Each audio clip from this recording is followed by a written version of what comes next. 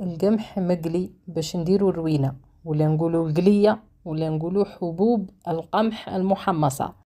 وقت الروينة والقمح المقلي هو في وقت الخريف، أي في وقت الحرث. كي يبغوا الفلاحة يبداو يحرثوا أول يوم الحرث نديروا لهم كمية من الروينة باش ياكلوها ونفولوا على العام اللي فات.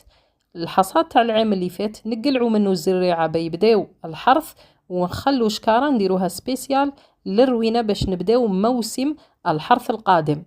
نقبضوا كمية من القمح نصيروه ونقلعوا منه الشعير والحجرة اللي فيه الجلبانة الكيكوط.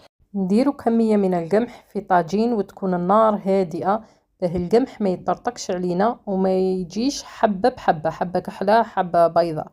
واخر قلية نديروا لها شوية ماء والملح باش نعطوها لولادنا ياكلوها في يديهم، وهذه هي اللي نسموها القلية. هذه